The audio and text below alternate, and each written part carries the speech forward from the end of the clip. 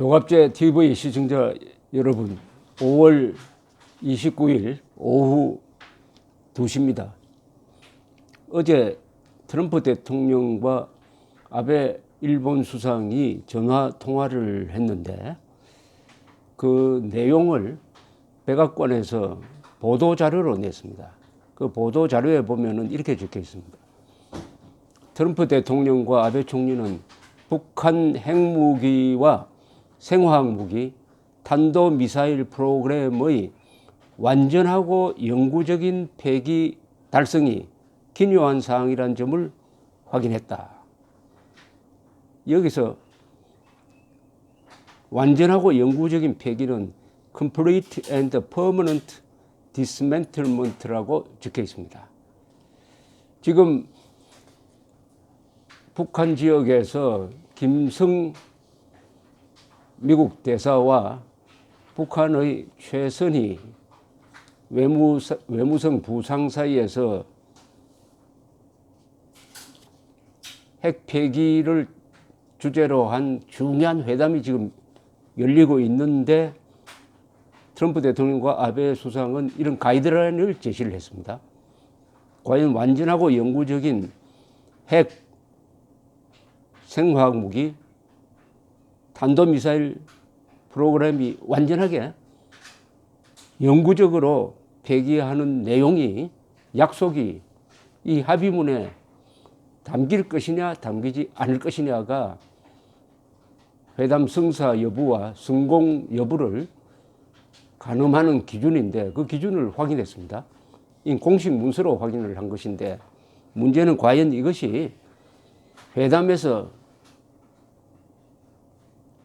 명문화될 수 있느냐. 미국이 이렇게 원하더라도 북한이 받아들일 수 없으면은 회담문 열지 못하게 되든지 아니면 회담을 열더라도 합의문이 제대로 나오지 않을 것이다. 이렇게 보입니다. 앞으로 회담이 열리느냐의 여부, 그리고 이 회담에서 합의문이 나오느냐의 여부, 그리고 그 회담 결과가 한국인에게 불행을 줄 것이냐, 행복을 줄 것이냐의 여부가 지금 앞으로 불투명하게 놓여 있습니다. 예측이 좀 어렵습니다. 그러나 한미일 동맹만 제대로 작동을 하면은 북한이 핵을 폐기하면 더 좋고 핵을 폐기 않더라도 충분히 한국인은 우리가 지금 누리는 자유와 번영과 평등과 평화를 보장할 수가 있습니다. 문제는 한미일 동맹입니다. 한미일 동맹이 제대로 기능하느냐의 여부입니다. 한미 동맹만 우리가 이야기를 하는데 한미 동맹이 제대로 기능하려면은 미일 동맹과 한일 우호 관계가 제대로 작동해야 합니다. 이 부분에 대해서 한국인들은 일본의 역할에 대해서 한국의 안전을 보장하는 일본의 역할에 대해서 너무나 무관심하거나 무지합니다. 주일 미군 기지가 얼마나 중요하느냐 하는 것을 잘 모릅니다. 왜 모르느냐? 감정적 반일 감정이 그런 이성적 분별력을 흐리게 합니다. 더구나 민족 공조라는 말이 요새 나오니까 이 북한발 민족 공조라는 말은 이 말이 사기인데 이 사기극에 도취한 한국 사람들은 우리 민족끼리만 잘하면 되지 뭐 일본, 미국 왜 우리 일에 간섭하느냐 이렇게 나옵니다. 그런데 그 민족의 범위 안에 대부분의 한국 사람은 포함 안 된다는 걸 몰라요. 김일성 민족 또는 김일성을 존경하는 사람만 북한에서는 민족으로 분류를 하고 있습니다. 그런데 주일 미군 기지가 왜 중요하느냐 하는 것을 왜 한국 사람들이 모르느냐. 한국 사람들의 그 민족이라는 이 감정적 언어에 물들면은 이성, 냉철함을 놓치게 됩니다. 사람이 감정에 물들면은 아무리 머리 좋은 사람도 아주 어리석은 짓을 합니다. 감정에 사로잡혀 버리면은 계산도 안 맞고 이승에도 해가 되는 행동을 예사로 합니다. 민족이란 말이 바로 인간의 집단적 감정을 격발시키는 그런 선동성이 이 민족이란 말에 들어있습니다. 더구나 좌익이 민족이란 말을 잘못 써가지고 그것을 인간의 정오심을 촉발시키는 쪽으로 쓰니까 거기에 넘어갑니다. 주1 미군기지가 왜 중요하냐 하는 것은 6.25 사변을 보면 압니다. 6.25 남침이 일어났을 때 미군이 한국에 왔는데 그 미군이 어디서 왔느냐? 본토에서 오지 않았습니다. 본토에서 오지 않았어요. 바로 일본에 주둔하던 24사단이 맨 먼저 한국으로 파병을 했습니다. 그 선발대가 스미스 대대라는 사람들인데 이 사람들이 7월 5일에 6.25가 터진 열흘 후에 오산 근방에서 최초로 북한군과 교전하게 됩니다. 즉 한국을 지키는데 주1 미군 기지가 중요했다. 결정적 중요성을 가졌다는 이야기죠. 그 뒤 한국전이 이루어지는 과정에서 일본에 있는 미군 기지가 후방 기지 역할을 하면서 거기서 출격한 비행기가 북한군을 폭격하고 거기서 출동한 함정이 중공군을 때리고 이렇게 됐습니다. 만약 일본의 주1 미군 기지의 역할이 없었으면은 우리는 전쟁을 수행할 수가 없었습니다. 지금도 똑같습니다. 지금 주1 미군 기지가 주로 해공군 해병대 기지입니다. 그리고 오키나와에 집중되어 있습니다. 여기 지금 배치된 비행기가 100대가 넘고 요코스카라는 항구는 7함대의 말하자면 모항입니다. 잠수함, 구축함, 순양함, 항공모함, 그리고 신형 전투기, 무엇보다도 신속하게 전개될 수 있는 해병대, 이 사람들 약 5만 한 2, 3천 명이 있습니다. 주1 미군 기지에. 그러니까 한국에 있는 주한 미군보다도 병력이 2배고 화력은 아마 몇십 배나 될 겁니다. 왜 거기에 주둔하느냐? 주된 이유는 한반도에서 전쟁이 일어났을 때 한국군을 도와서 출동하기 위한 기지입니다. 그러니까 주1 미군 기지가 없으면은 한국은 전쟁 수행이 어렵고 특히 한미동맹이 제대로 작동할 수가 없습니다. 한국 사람들은 이 주1 미군 기지의 중요성을 모릅니다. 예간한 사람들도 유엔군 전방기지는 용산에 있지만은 후방기지가 일본에 있다고 하면 깜짝 놀랍니다. 그만큼 국방을 외국에 의존해 놓으니까 무식합니다. 무식. 이런 무식이 없죠. 어떻게 한국 사람이, 그것도 머물 먹었다는 사람이 유엔군 후방기지가 일본에 있다는 사실을 모릅니까? 그렇다면 한일 관계가 잘 되어야 합니다. 한일 관계가 나빠졌을 때의 사태를 한번 생각해 보십시오. 한일 관계가 나빠져서 서로 원수가 되었다? 그런데 북한군이 쳐들어왔다? 그러면 주1 미군 기지에 있는 항공기와 함정이 출동해야 되는데 일본 정부가 왜 남은 나라, 그것도 별로 사이도 좋지 않는 나라를 위해서 우리나라 땅을 왜 사용하느냐?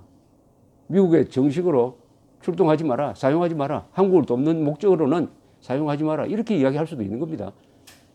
정부는 그렇게 이야기 안 하더라도 언론과 여론이 들고 일어나가지고 주1 미군 기지 앞에서 데모를 하면서 한국 돕는 전쟁은 뭐 하지 마라라고 데모를 하면 어떻게 될 겁니까? 북한은 주1 미군 기지와 일본의 중요성을 너무나 잘 압니다. 김일성은 이렇게 이야기하고는 했습니다. 한국은 갓을 쓴 노인과 같다. 그런데 갓건이 두 개인데 하나는 한미동맹이고 하나는 한일 우호관계다. 저 갓건 두 개를 잘라버리면 바람에 갓이 날아가 버린다. 이런 우스개를 했다고 합니다. 즉 한미동맹 해체에 못지않는 중요성이 한일 관계를 악화시키는 것이다. 이렇게 해서 한국에서는 반일 감정이, 감정적 반일 감정이 지금까지 계속되면서 한일 관계가 벌어지고 있습니다. 벌어지고 있어요. 그런데 아베 수상은 계속 트럼프에 대해서 장거리 미사일만 없애서는 안 된다. 중거리, 단거리도 문제다. 왜냐? 중거리, 단거리 핵미사일이 있으면은 한국, 오키나와, 일본이 다 위협에 처하게 된다. 트럼프 대통령한테 미국만 안전하게 한다고 해서 장거리 미사일 폐기하는 걸로 끝내면 안 된다고 계속 압박을 하고 있습니다. 또 이번에 합의문이 나왔듯이 화학무기, 생물학 무기도 안 된다. 인권 문제도 다뤄야 된다. 이거 가만히 듣고 있으면은 한국 대통령이 해야 할 일을 아베 수상이 지금 대신 해주고 있습니다. 그럼 왜 이럴까요? 그렇다고 아베 수상이 한국이 귀여워서 이렇게 하겠습니까? 그렇지 않죠. 가치 동맹이기 때문에 이런 일이 일어나는 겁니다. 가치 동맹이란 건 뭐냐? 한미일 동맹은 군사 동맹이기도 하고 가치관의 동맹입니다. 같은 가치관을 가지고 있는 세 나라가 뭉쳤어요. 그 같은 가치관이라는 건 뭐냐? 자유민주주의입니다. 그 다음에 시장경제입니다. 개인의 인권, 자유, 법치, 이것을 소중하게 여기는 정치 제도를 가진 세 나라가 군사동맹을 맺은 겁니다. 그러니까 가치동맹 위에 군사동맹이 있습니다. 그러니까 너무나 자연스럽게 그 가치동맹에 충실하다가 보니까 아베 수상이 하는 행동이 한국인의 안전에 도움이 되는 일을 하고 있는 것입니다.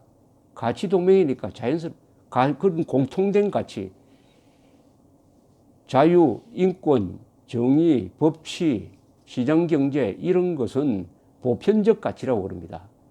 어떤 국가만 독점해서도 안 되고 어떤 종교, 이념을 다 넘어서는 세계 어디서나 통용되는 가치다.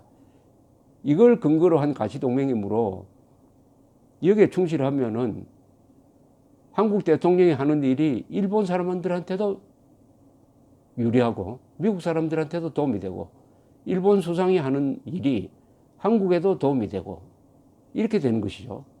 그래서 이 가치동맹은 참 고귀한 동맹입니다. 미국이 알지도 못하는 나라의 만나본 적도 없는 사람들을 지키기 위해서 연인은 180만 명을 보내서 5만 4천 명이 죽도록 한 그 행동의 근거는 바로 가치동맹입니다. 공산주의 독재로부터 신생 대한민국을 지킨다.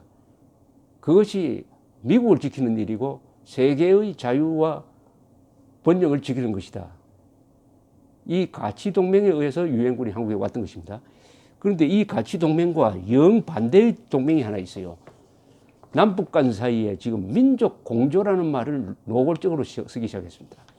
6.15 선언, 14선언, 이번에 판문점 선언에 민족 공조라는 말이 들어옴으로써 마치 남북한이 동맹인 것처럼 지금 행세하기 시작했습니다. 남북한이 문재인 정권은 지금 김정은을 동맹자로 보고 있는 거 아닌가 모르겠어요. 최근에 몇 달 동안 하는 행동은 그렇게 의심할 수밖에 없습니다. 왜냐?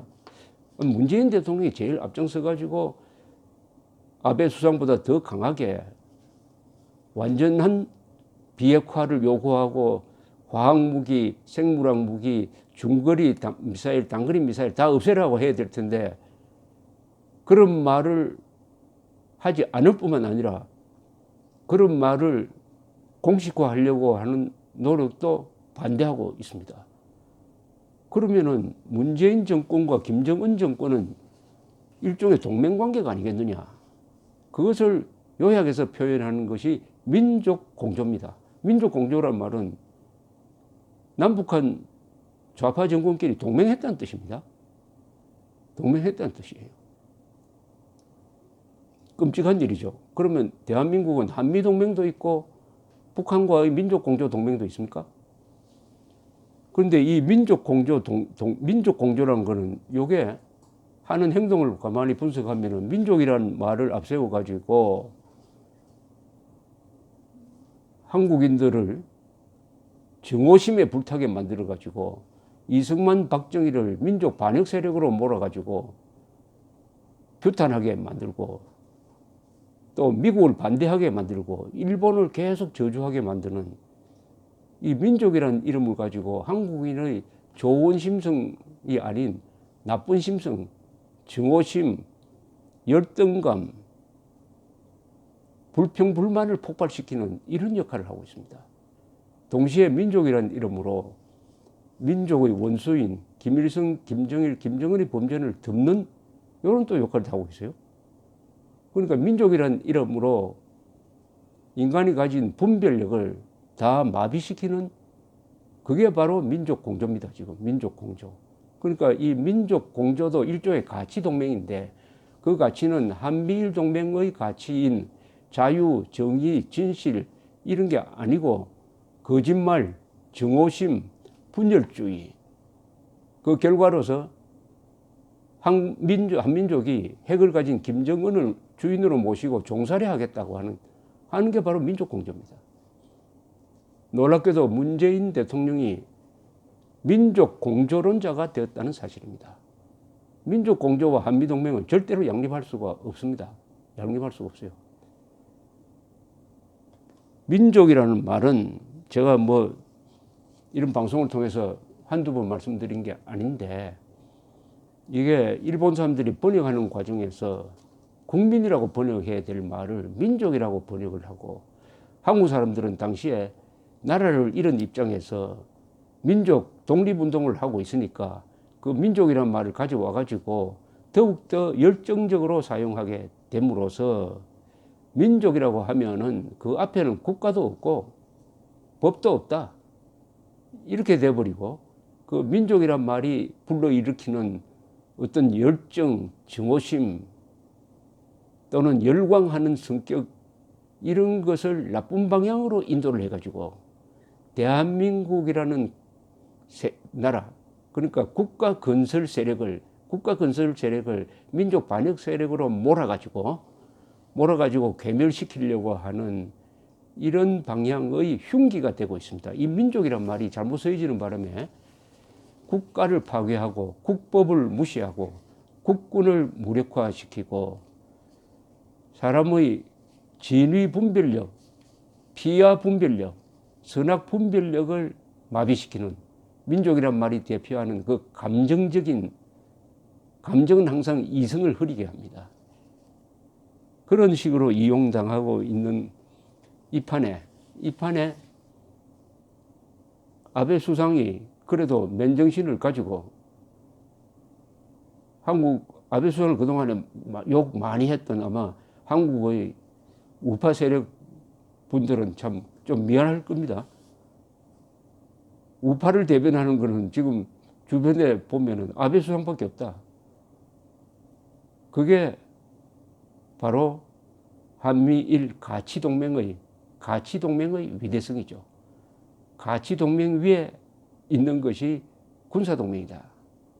가치, 그것은 정치체제, 자유민주주의, 시장경제를 의미하는 것이다. 이렇게 정리를 한번 해보았습니다. 감사합니다.